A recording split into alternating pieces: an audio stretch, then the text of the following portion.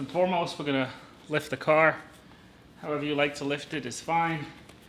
If you're using quick jacks to remove this belly pan here, you're going to want to not have your quick jacks on there first, because it'll block your ability to get this out. So you kind of have to use a regular jack. You'll be good to go there. And there's 4 10 mil sockets, and then there's probably 5 or 6 T25 Torx bits.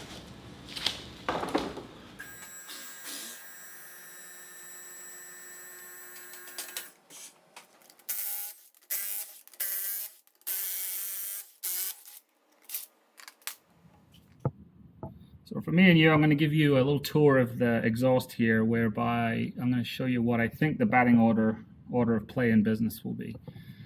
This is the over axle pipe going back to the muffler, and this obviously here's the headers and these O2 sensors, which foreboding says they could be the biggest adventure here today, unless these nasty little screws are messed up. But you'll see they're a bit wet right now, and that's because I put some PB blaster on it an hour ago to try and cheat the system a little bit. It's the same on the other side. I have the over axle pipe, and this one looks a little cleaner for whatever reason, so maybe we'll do a little better on this side. As we go underneath,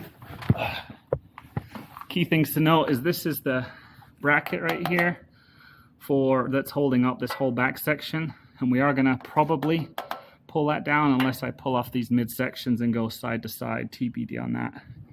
Back here, this is if you have the Porsche Sports exhaust, this is the valve actuator, and this is the air line, the vacuum line that we're actually going to use and reuse for the Soul system.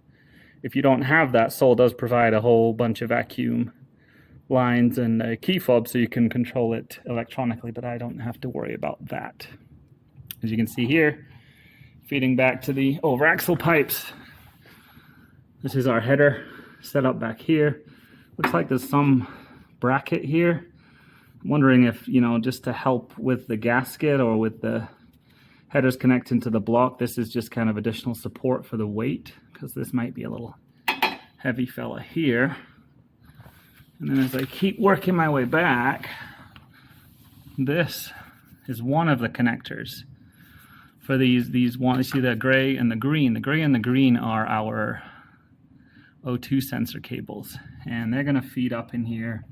And you're going to see me curse and scream as we try and figure out how to get what goes up, comes back down on the top of these headers. And if I can free up these lines, we'll drop the headers and life will be good. You can see this is one of those little Christmas tree connectors. I am nervous there's a more screwed in bracket somewhere back up in there, but I don't know yet.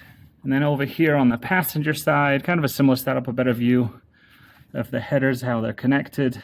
They're a little easier because these are smaller tubes than the Soul system, and that's partially for airflow purposes. So that's where we're going to get the extra power from this. In addition to the audio upgrade, we will get a power upgrade because there'll be more air able to be pushed out of this motor and keep it cooler.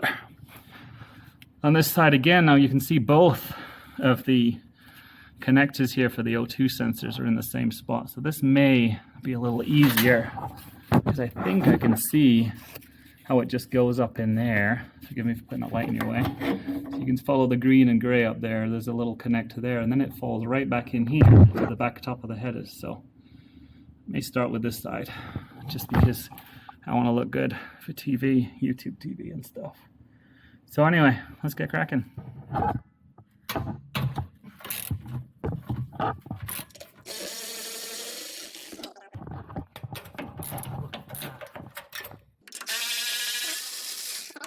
Torx E12 is how we're going to remove this bracket here, because this is the support bracket for the rear of the rear part of the exhaust, the over axle pipe, and then muffler setup. Once we get this free and clear, we can get it out of the way so we can drop the whole thing.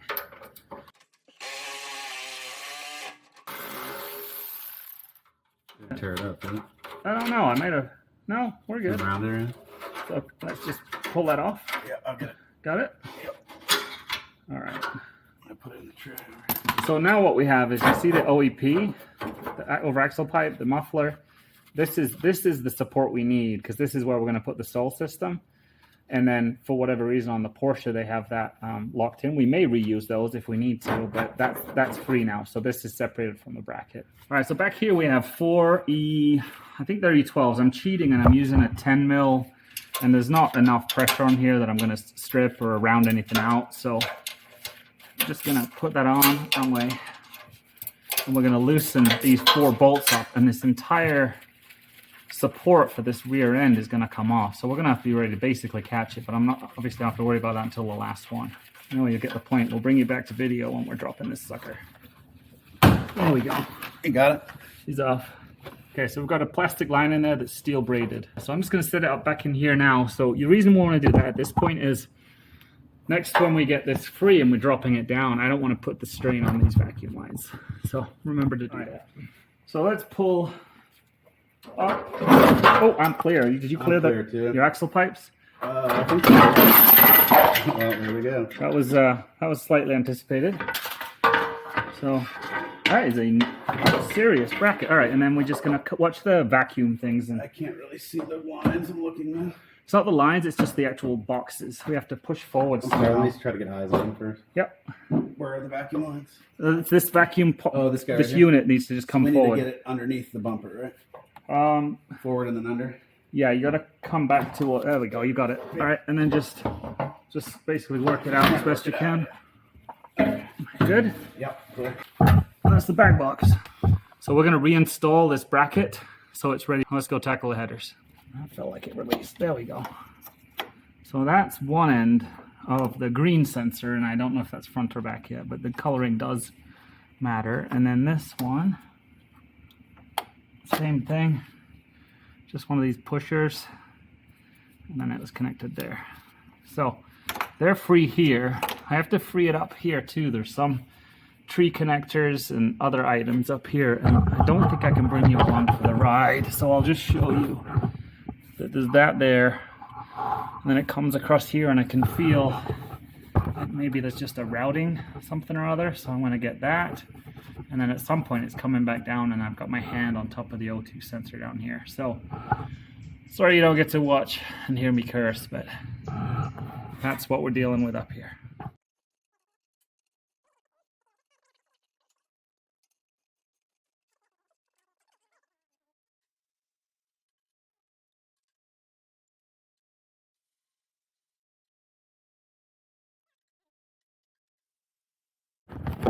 All right, we got the header all freed up over here, so now we're just going to kind of contort it out of here, which could be a bit of fun.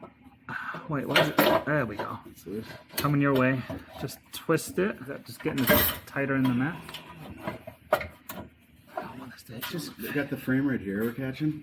See that? Yeah. Gotta clear that. Clear there. Then we gotta clear that. That's it. I got it. You got it? Mm-hmm. All right, you're totally free without sensors. So there we are. I'm gonna do a little playing with cleaning those up. Nothing crazy, obviously. We're not reusing gas.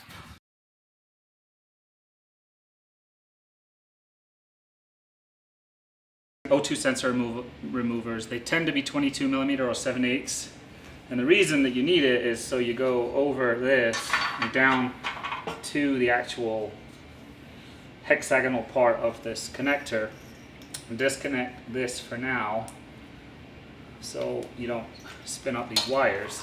But these can be buggers, they can be fun. You can put blaster on there if you think you're going to struggle, but Jason was able to wrestle the other two off without too much difficulty. The other thing to remember is this is a 3/8 doohickey. You need to go bigger with a brake because that'll give you more leverage too.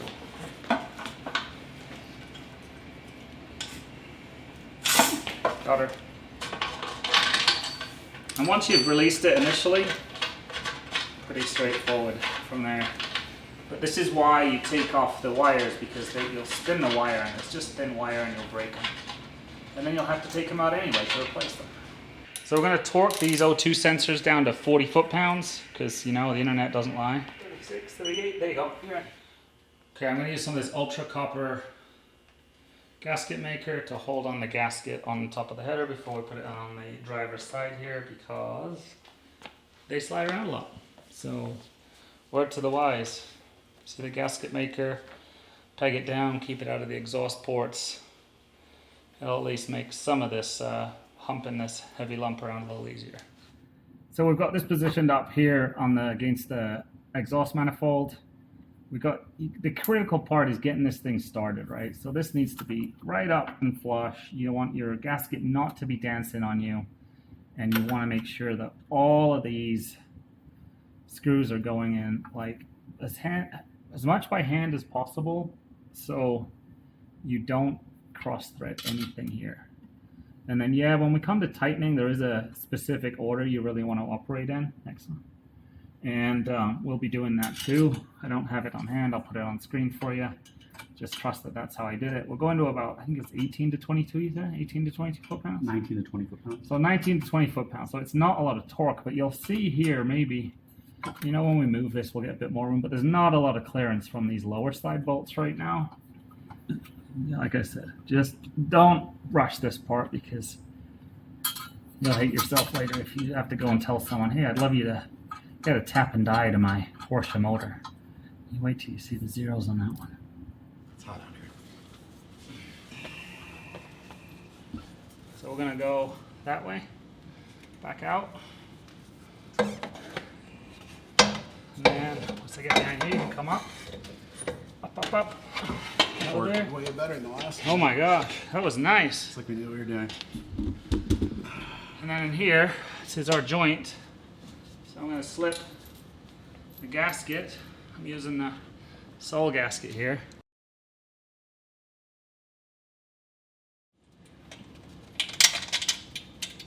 That's a long bolt. There. All right, so we're going to put this Porsche bracket in around the holder. So we put the holder back on the back, and I'm going to use these like straps that were already in there to secure it down. Is it Griffith? It's got it. And then I'm going to leave it a little bit loose for the time being because I got to go back and secure all the header bolts. Up in here, some light. We have to just find the stalk, and then up there, I don't know if you're going to see make it out necessarily, but there's the attachment point for this bracket on this line. So that's what you're going to see me futz around with, and you're not going to see a whole lot, but that's where I'm going. And then we come back over here and replace everything back, reconnect. Looking at it, why can't I see it? It's just, there's two torques, goofies up there. It's just up in there. So that's connecting there, and then further back, just on the corner is where that gray one comes through, and that's got a little tree clip that needs to connect in there. Black one back in, and then click.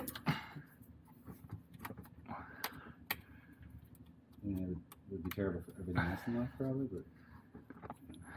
All right, and then I'm gonna just use these routing clips to push that in there and keep it nice and tucked. So I think that's pretty solid rerouting there. These are back in their homes and snog out of the way. Hallelujah. So at this stage, all that remained was to torque all the fasteners down, make sure everything was good and tight, and then start with the first sounds of the system. You can see where I did spend a little bit of time once we got the slash tips in to get all those straightened out, get those measured in. So that about wraps it up for another video. Thanks to Sol for supporting this video on this channel. And look out for a video coming soon where we'll do some full driving impressions, driving and road sounds to give you the full experience of this new upgrade. In the meantime, be memorable, be well. If you have any thoughts or comments, leave them down below. Bye now.